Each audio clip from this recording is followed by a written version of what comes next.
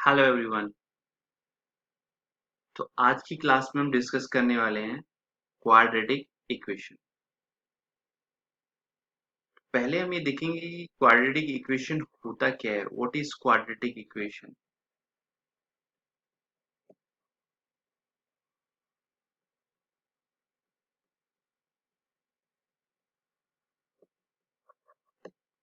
Okay. Second point हम इसमें देखेंगे how to use quadratic formula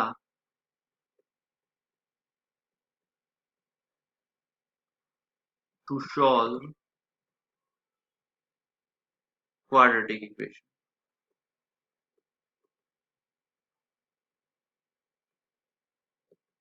ठीक है। और थर्ड पॉइंट हम देखेंगे क्या, नेचर ऑफ रूट्स, कि हम नेचर ऑफ रूट्स कैसे फाइंड आउट कर सकते हैं। So we're going to discuss these three things in the class. So let's take one by one, right? Let's first talk about the quadratic equation. पहले हम quadratic equation की बात कर लेते हैं कि quadratic equation होता है क्या। Okay. So this is the quadratic equation, right? So basically ये क्या है? It is the second order polynomial, right? जो second order polynomial होता है उसको हम क्या बोलते हैं? quadratic equation. अब इसमें जो a, b और c हैं वो क्या है? कांस्टेंट है, या हम ये कह सकते हैं नोन वैल्यूज है। ये हमें पता होता है पहले से क्या वैल्यूज है। लेकिन x इसमें क्या है? वेरिएबल है, राइट। और अननोन कांस्टेंट है, अननोन वैल्यू है, sorry, unknown, right. It's a variable and unknown. Okay. So किसी भी इक्वेशन को क्वाड्रेटिक होने के लिए क्या होना चाहिए? It's should be a second order polynomial, right. लेकिन एक कंडीशन और बहुत इंपॉर्टेंट है। जिसमें a है, a जीरो नहीं हो सकता। a can not be zero, right. यदि किसी इक्वेशन में a जीरो हो गया, suppose zero into x square plus b x plus c है, right. So this is not the quadratic equation because it's zero plus b x plus c, then it become a linear equation. ठीक है। सो a कभी भी zero नहीं हो सकता यदि उसको क्वाड्रेटिक इक्वेशन होना है। Okay. So hope you understood what is quadratic equation. Now let's move that do the how to use the quadratic formula. तो पहले हम ये देख लेते हैं what is quadratic formula. Quadratic formula होता क्या है?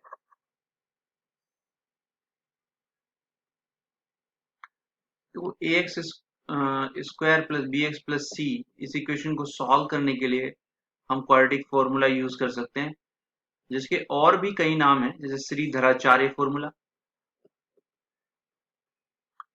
And D formula. Okay. So this is the quadratic formula. Now how you gonna use this formula to solve the quadratic equation. तो हम ले लेते हैं एक इक्वेशन ले लेते हैं। Let's take x square plus 7x plus 12. Okay. सो यहाँ पर इसका कॉफिशिएंट क्या है? जो the coefficient of x square is a, जैसे यहाँ पे a इक्वल टू 1 है और b की वैल्यू 7 है और c की वैल्यू 12 है। ये आपको कैसे मिला? हमने इसका कंपैरिजन किया इससे, right. X square plus b x plus c से। सो बेसिकली यहाँ पर a क्या है? What is a? a is a coefficient of x square. So always remember that a is coefficient of x square. Now what about b? It is coefficient of x, right? And c हमारा एक constant number है।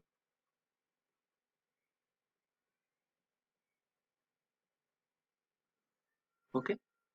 Zero भी होता है तभी ये आपका quadratic equation ही रहेगा। सो हमें a की वैल्यू क्या मिल गई, a की वैल्यू मिल गई 1 बाय कंपैरिजन, b की वैल्यू मिल गई हमें 7, राइट, एंड c की वैल्यू मिल गई हमें 12. Okay, so now we can use these values to solve the quadratic equation. So मैं वैल्यूज एक बार फिर से नोट डाउन कर लेता हूँ. a इक्वल टू था 1, b 7 था और c आपका था 12. Okay, so let me write the formula. ये हमारे पास फॉर्मूला आ गया. अब हमने इसमें b की वैल्यू -7 रख दी, प्लस माइनस b स्क्वायर 4 and ac is 12. Okay, and that's 2 into 1. इसके बाद हम जो है क्या करेंगे, इसको सॉल्व कर लेते हैं. यदि हम इसको सॉल्व करेंगे तो क्या आएगा, -7 plus minus 49 minus 48 upon 2, right. तो इट इज -7 प्लस माइनस, यहाँ से आपको क्या मिला, √1 अपॉन. तो हम फर्दर सॉल्व कर सकते हैं तो जाएगा -7 प्लस माइनस 1 अपॉन 2. तो एक्स की वैल्यूज फाइंड आउट करने के लिए हम एक बार आपका लेंगे वैल्यू, क्या वैल्यू लेंगे हम, ये x इक्वल टू था तो ये हम ले लेंगे x इक्वल टू माइनस, एक बार प्लस लेंगे, right, -7 -1 upon 2. Okay, so it will become -6 upon 2 and it will become -8 upon 2. Okay, and we can solve them further. So we can write value of x -3 and -4. तो आप देख सकते हैं हमने दोनों root की वैल्यू निकाल ली. एक की वैल्यू -3 है और दूसरे की वैल्यू कितनी है, -4 है. Okay, so that's how you can use the quadratic formula to solve the quadratic equation. हमने मिडिल टर्म भी यूज किया है क्वाड्रेटिक इक्वेशन को सॉल्व करने के लिए. मिडिल टर्म वाला जो क्लास है वो यदि आप देखना चाहते हैं तो आई बटन में उसका लिंक दिया है. इसके अलावा डिस्क्रिप्शन में भी उसका लिंक दिया है, तो वहां से आप उसको देख सकते हैं, राइट. आगे बढ़ते हैं. अब इसमें जैसे हमने बात की थी nature of roots. Nature of roots क्या है ये हम देख लेते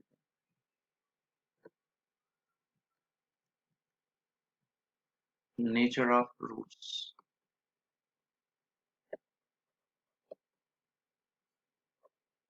तो नेचर ऑफ रूट्स में हम क्या फाइंड आउट करेंगे कि रूट्स क्या रियल है, ठीक है, और वी कैन चेक क्या रूट इक्वल है या रूट डिस्टिंक्ट है, ठीक है.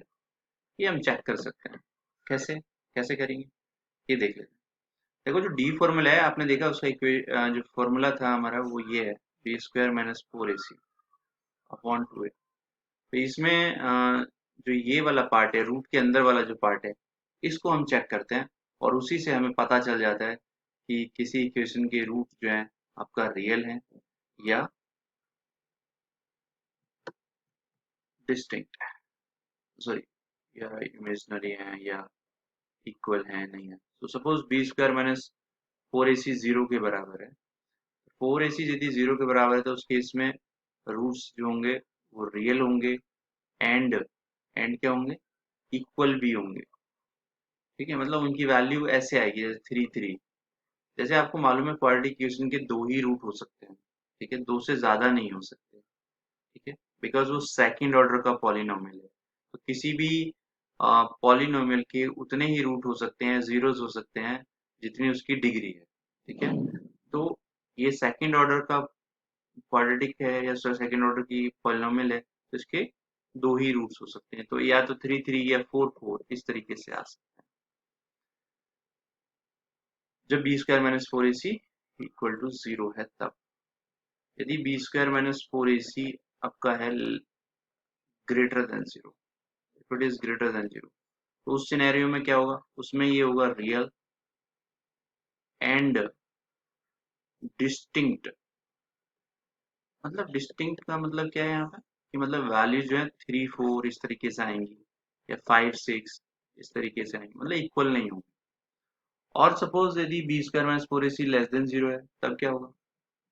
यदि B square minus four A C less than zero है तब रूट्स जो है इमेजिनरी होंगे।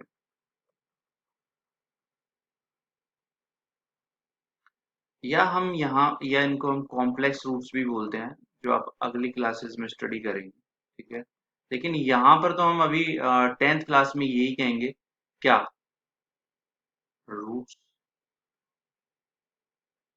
डू नॉट एग्जिस्ट, एग्जिस्ट ही नहीं करते रूट, ऐसा हम बोलते हैं, ठीक है।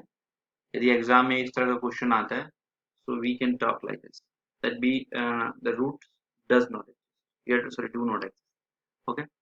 So that's how we can find out the nature of the roots, okay. Now अब मैं आप लोगों को एक क्वेश्चन करके बता देता हूँ इसको कैसे अप्लाई करते हैं। X square plus four x plus four है सपोज आपके पास, ठीक है। तो जैसे हमने अभी डिस्कस किया उसके अकॉर्डिंग यहाँ पर ए की वैल्यू आपकी 1 हो गई, बी कितना हो गया 4 हो गया, राइट, एंड सी की वैल्यू कितनी होगी 4 हो जाएगी, okay. So let me place the value in the formula. The formula we have this b square minus 4ac upon 2a. यदि हम वैल्यूज में प्लेस करते हैं तो कितना आ जाएगा minus B four plus minus B square मतलब four square minus four A C 1 into 4 upon two A, sorry 2 into 8, A की वैल्यू कितनी है 1 है। तो इसको मैं यहाँ लिख लेता हूँ, तो माइनस फोर प्लस माइनस कितना हो गया 16 माइनस 16 अपॉन 2, ओके। तो ये हो जाएगा आपका -4 प्लस माइनस, और यहाँ पे कितना बचेगा 0/2, हो जाएगा x -4 प्लस माइनस 0/2। यदि आप x की दो वैल्यू निकालेंगे तो वो क्या क्या आएंगी? x की दो वैल्यू आएंगी, एक तो ये आएगा x -4 प्लस 0/2 और दूसरा आएगा -4 माइनस 0/2। मतलब यहाँ से आपके x की वैल्यू -2 आ गई और ये भी आपका -2 आ गया, ठीक है।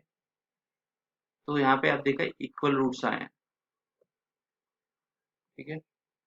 अब इक्वेशन हमारी क्या थी? इक्वेशन की यदि हम बात करें तो इक्वेशन हमने जो लिया था, इक्वेशन हमने लिया था एक्स स्क्वायर 4x प्लस 4। तो अब हमने रूट्स निकाल लिए पहले, अब हम ये चेक कर लेते हैं कि जो हमने किया है कि B square minus four A सी इसका क्या जीरो आ रहा है। तभी ये तो यही कंडीशन ली थी ना हमने, तो a इक्वल टू 1 है और b आपका 4 है और c भी आपका 4 था। तो हम चेक कर लेते हैं B square minus four A सी की वैल्यू क्या आ रही है। 4 square minus 4 into 4, 16 minus 16 and that's 0। तो ये क्या आ गया 0 आ गया, मतलब B square minus four A सी मेरा कितना आ गया 0 के बराबर आ गया। इसका मतलब क्या हुआ? तो ये सेटिस्फाई कर गया ना उस चीज को कि जब B square minus four A सी है 0 के बराबर है तो हमारे रूट्स कैसे आ रहे हैं इक्वल आ रहे हैं। क्या वैल्यू आई थी रूट्स की? -2 एंड -2, दो वैल्यू आई जो हमने यहाँ पर लिया था। एक बार हम पीछे जा करके देख सकते हैं,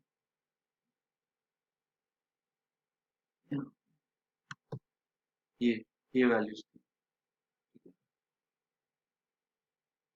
ये आपकी वैल्यूज -2 एंड -2, ये ठीक है। तो ऐसे हमने देख लिया कि जो है इक्वल रूट्स जब आएंगे तो आपका क्या होगा B square minus four A सी 0 होगा। ऐसी बाकी किसी भी कंडीशन के लिए हम चेक कर सकते हैं, ठीक है। तो आज के क्लास हम ये रखेंगे, हम आशा करते हैं कि आपको ये पसंद आया होगा, और यदि कोई डाउट्स हैं तो आप कमेंट में कमेंट करके बताइएगा, and please send us the feedback, and thank you very much for watching.